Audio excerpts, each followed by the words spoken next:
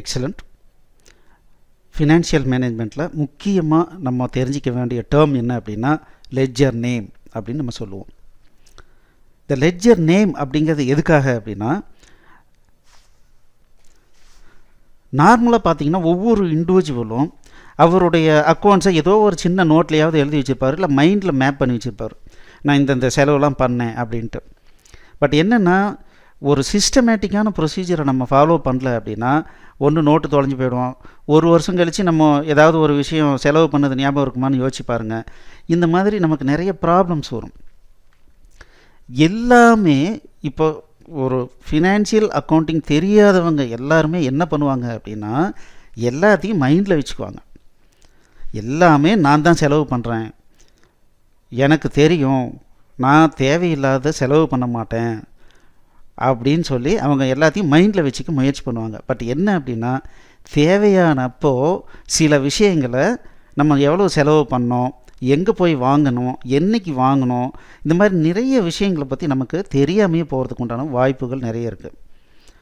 ஆனால் இந்த பணம் செலவழிக்கிறதுங்கிறது மட்டும் பணத்தோடு முடியறதில்லை. இந்த பணம் செலவழிக்கிறதுங்கிறது அது ஏதோ ஒரு ஈவெண்ட்டோட பைண்ட் ஆகிருக்கும். ஒரு எக்ஸாம்பிள் பார்த்திங்கன்னா, நான் வந்து ஒரு கல்யாணத்துக்கு போகிறேன், ஒரு டொனேஷன் கொடுக்குறேன். அப்போது டொனேஷன் வாங்கிட்டு போகிறேன், ஒரு கிஃப்ட் பாக்ஸ் வாங்கிட்டு போகிறேன்னு வச்சுக்கோங்களேன். அப்போது ரெண்டு விஷயம், அந்த பணம், அந்த கிஃப்ட் எவ்வளோ வாங்கிட்டு போனேன், ஒரு 1000 ரூபாய்க்கு வாங்கிட்டு போகிறேன்.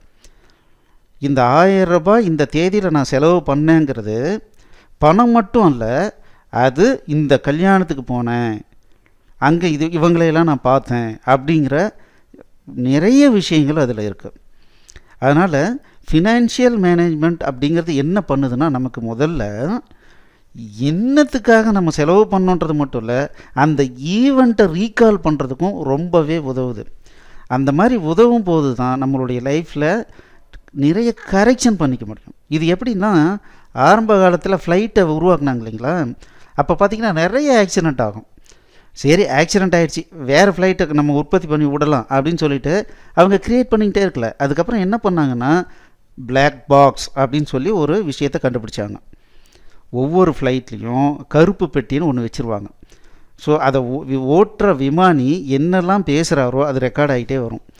ஏதாவது கிராஷ் ஆகிடுச்சி அப்படின்னா என்ன பண்ணுவாங்க அப்படின்னா, நேராக போய் அந்த கருப்பு பெட்டி எடுத்துகிட்டு வந்து அவர் என்னென்னலாம் பேசினார் அப்படிங்கிறத ரெக்கார்ட் பண்ணினதை பார்ப்பாங்க, கேட்டு பார்ப்பாங்க.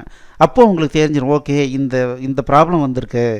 அப்போது வச்சு அனலைஸ் பண்ணும்போது என்ன ஆகுது அப்படின்னா, நமக்கு இப்படி இம்ப்ரூவ் பண்ணலாம் அப்படின்னு ஒரு ஐடியா தெரியும். அப்படி இம்ப்ரூவ் ஆகி தான் இன்றைக்கி ஃப்ளைட் அப்படிங்கிறது ஒரு ரொம்ப சேஃபான கம்ஃபர்டபுளான ஜேர்னியாக நமக்கு இருக்குது.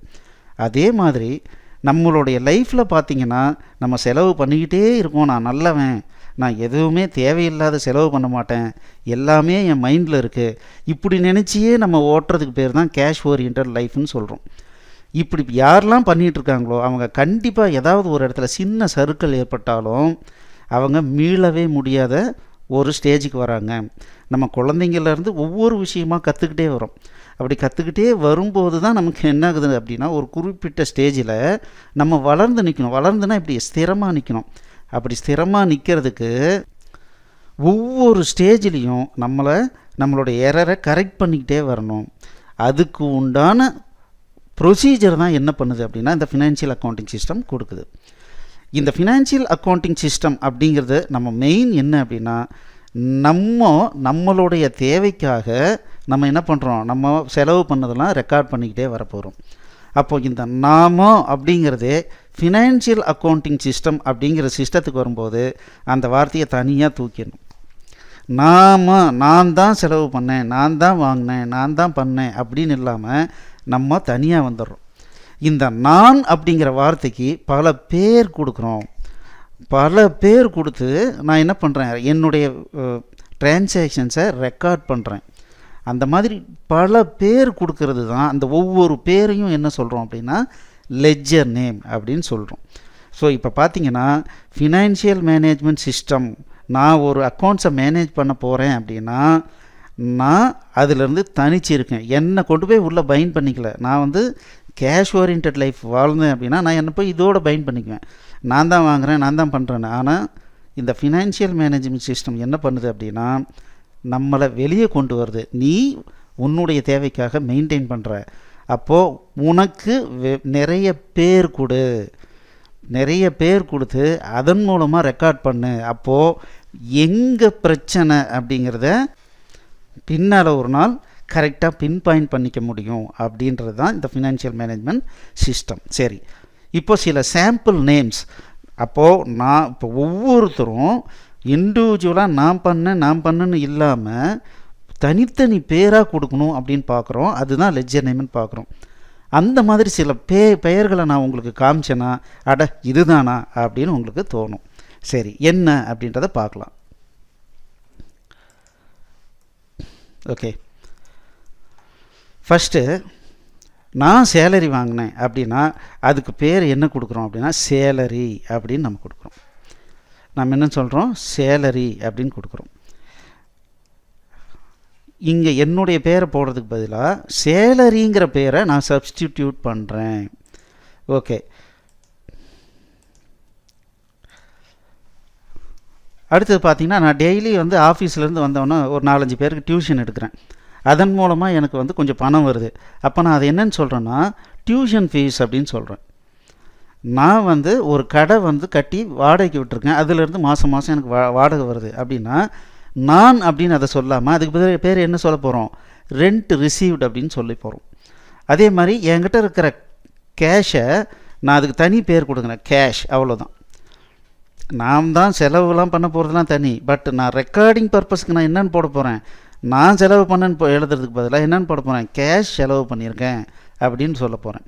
அதே மாதிரி பேங்க்கில் நான் பணம் கொண்டு போய் டெபாசிட் பண்ணுறேன், இல்லை பேங்க் மூலமாக ஒருத்தருக்கு பணம் அனுப்புகிறேன், இதெல்லாம் என்னென்னு சொல்கிறோம், அந்த பேங்க்கினுடைய பேரை சொல்ல போகிறோம். அதே மாதிரி கிரெடிட் கார்டு. இப்போ நான் ஒரு கிரெடிட் கார்டு யூஸ் பண்ண போகிறேன் அப்படின்னா அது எந்த பேங்க்கினுடைய கிரெடிட் கார்டோ அந்த பேங்க்கினுடைய கிரெடிட் கார்டினுடைய பேரையே லெட்ஜர் நேமாக யூஸ் பண்ண போகிறேன். இப்போது நான் வந்து குடியிருக்கிறேன் ஒரு வீட்டில், அந்த வீட்டுக்கு நான் ரெண்ட் கொடுக்கணும். அப்போ அது என்னென்னு சொல்கிறோம், ரெண்ட் பெய்டு அப்படின்னு சொல்ல போகிறோம். இப்போ டெய்லி வந்து 2 வீலருக்கு பெட்ரோல் போடுறேன். அப்போது நான் அதை என்னென்னு சொல்கிறேன், நான் பெட்ரோல் அடித்தேன் அப்படின்னு சொல்கிறதுக்கு பதிலாக பெட்ரோல் எக்ஸ்பென்சஸ்ன்னு அதுக்கு பேர் கொடுக்குறோம். ஒரு ஊர்லேருந்து இன்னொரு ஊருக்கு போகிறோம், ட்ரெயினில் போகிறோம் இல்லை பஸ்ஸில் போகிறோம். அப்போ அதுக்கு ஆகிற செலவு, அப்போ போயிட்டு வர்றதுக்கு, சாப்பிட்றது, தங்குறது, இதுக்கெலாம் நான் என்னென்னு சொல்கிறேன்னா ட்ராவலிங் எக்ஸ்பென்சஸ் அப்படின்னு நான் சொல்கிறேன். வீட்டுக்கு இபி பில் கட்டுறோம், அதை எலக்ட்ரிக்கல் எக்ஸ்பென்சஸ்ன்னு சொல்கிறோம்.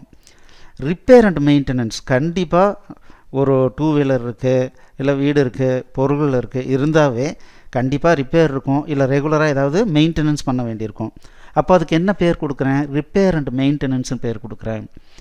இப்போது நான் லெட்டர் அனுப்புகிறேன்னு வச்சுக்கோங்க, லெட்டரோ இல்லை வந்து ஏதோ ஒரு பொருள் வந்து போஸ்ட் பண்ணுறேன், அனுப்புகிறேன், அப்போது கொரியர் பண்ணுறேன், இது எல்லாமே என்ன ஆகுது, போஸ்டேஜ் சார்ஜஸில் வருது. இப்போ நம்ம வந்து ஒரு பிரிண்டர் வாங்குகிறோம், கம்ப்யூட்டர் வாங்குகிறோம், லேப்டாப் வாங்குகிறோம், மொபைல் வாங்குகிறோம், இதையெல்லாம் என்னென்னு சொல்கிறோம், எலக்ட்ரிக்கல் எக்யூப்மெண்ட்ஸ் அப்படின்னு சொல்கிறேன். எலக்ட்ரிக்கல் எக்யூப்மெண்ட்ஸுக்காக நான் செலவு பண்ணுறேன்னு சொல்கிறேன். இப்போ மொபைல் வச்சுருக்கேன், மொபைலுக்கு ரீசார்ஜ் பண்ணுறேன், அப்போ அதுக்கு பேர் என்ன கொடுக்குறேன், மொபைல் ரீசார்ஜ்னு சொல்கிறேன். அதுக்கப்புறம் நான் என்ன பண்ணுறேன் அப்படின்னா இப்போ சினிமாவுக்கு போகிறேன், இல்லை அப்படின்னா டிவிக்கு வந்து மாதம் ரெண்ட்டு கொடுத்துட்டு நான் வந்து டிவியில் வந்து நிறைய சேனல் வந்து பார்க்குறேன். அப்போது இதெல்லாம் என்ன அப்படின்னா என்டர்டெயின்மெண்ட் எக்ஸ்பென்சஸ்ன்னு சொல்கிறேன். நான் வந்து நிறைய பேர்கிட்ட கடன் வாங்கியிருக்கேன், அதை நான் திருப்பி கொடுத்தாகணும், அது என்னென்னு சொல்லலாம், லோன்ஸ் பேயபிள்னு சொல்லலாம். அதுக்கப்புறம் நான் சீட்டு போட்டுட்ருக்கேன், மாதம் ஒரு அமௌண்ட்டு ஒரு இடத்துல கட்டிக்கிட்டே வரேன், 10 மாதம் கழித்து நான் அந்த அமௌண்ட்டை எடுத்துக்கிறேன். அதுக்கப்புறம் டேக்ஸு, இப்போ வருஷத்துக்கு ஒரு முறை வீட்டு டேக்ஸு, வருஷத்துக்கு ஒரு முறையோ இல்லை 3 மாதத்துக்கு ஒரு முறையோ டேக்ஸ் கட்டுறேன், அப்போ ஹவுஸ் டேக்ஸ்ன்னு அதுக்கு சொல்கிறேன்.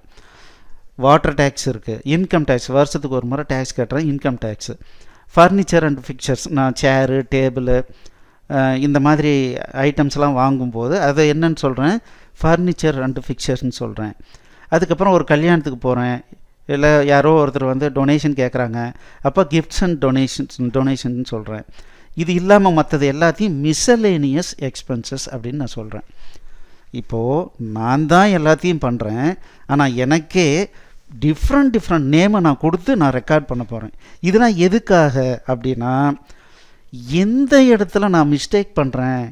இப்போ என்டர்டெயின்மெண்ட் எக்ஸ்பென்ஸு நமக்கே தெரியாது, ஒரு 10 சினிமாவுக்கு போயிட்டு வந்திருப்போம், பார்த்திங்கன்னா ஒரு 3000 ரூபா செலவு பண்ணியிருப்போம். ஆனால் நமக்கு தெரியாது. ரொம்ப டயர்டாக இருக்குன்னு தான்ப்பா சினிமாவுக்கு போனேன், அது தப்பா அப்படின்னு நம்ம கேட்போம். ஆனால் 10 முறை போயிட்டு வந்திருப்போம், 3000 ரூபா செலவாயிருக்கும். அப்போது இந்த மாதிரி ஒவ்வொன்றையும் நான் பண்ணுற ஒவ்வொரு செலவினங்களையும் எனக்கு வர வரவையும் ஒரு தனி பேர் கொடுத்து ரெக்கார்ட் பண்ணிக்கிட்டே வர அப்போ என்ன ஆகுது அப்படின்னா, என்னால் ஒரு குறிப்பிட்ட காலத்துக்கு எவ்வளவு செலவு பண்ணியிருக்கேன்னு எடுக்கும்போது, ஓ இதெல்லாம் நம்ம தேவைக்கு அதிகமாக தான் செலவு பண்ணியிருக்கோம் அப்படின்னு நமக்கு ஏதாவது உணர்தல் நடக்கிறதுக்கு வாய்ப்பு இருக்குது. அவ்வளோதாங்க.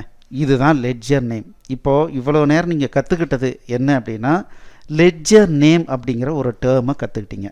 லெட்ஜர் நேம்னா என்ன? நான் தான் செலவு பண்ணுறேன், ஆனால் நான் எப்படியெல்லாம் செலவு பண்ணுறேன், மேஜர் டிரான்சாக்ஷன் எங்கெல்லாம் அடிக்கடி நடக்குதோ அது ஒவ்வொன்றுக்கும் தனி பேர் கொடுத்து நான் ரெக்கார்ட் பண்ண போகிறேன். அது எப்படி ரெக்கார்ட் பண்ணணுன்றதை நம்ம பின்னால் கிளாஸில் பார்க்க போகிறோம். பட் இந்த மாதிரி இந்த ஒவ்வொரு பேர் கொடுக்கணும் இல்லைங்களா, இந்த ஒவ்வொரு பேரும் ஒரு லெட்ஜர் நேம். சேலரிங்கிறது ஒரு லெட்ஜர் நேம், டியூஷன் ஃபீஸ் அப்படிங்கிறது ஒரு லெட்ஜர் நேம், ரெண்ட் ரிசீவ்டுங்கிறது ஒரு லெட்ஜர் நேம். இந்த மாதிரி ஒவ்வொன்றும் ஒரு லெட்ஜர் நேம். இப்போ உங்களுக்கு என்ன தெரியணும் அப்படின்னா, லெட்ஜர் நேம் அப்படின்னா என்ன? ஏன்னா இதுதான் பேசிக். இதை வச்சு தான் நம்ம எல்லாத்தையும் ரெக்கார்ட் பண்ண போகிறோம். சரிங்களா? அப்போது இது மட்டும் நமக்கு இந்த ஐடியா மட்டும் உங்களுக்கு தெரிஞ்சதுனா போதும். அடுத்த கிளாஸில் நம்ம மீட் பண்ணலாம். வாங்க. தேங்க்யூ.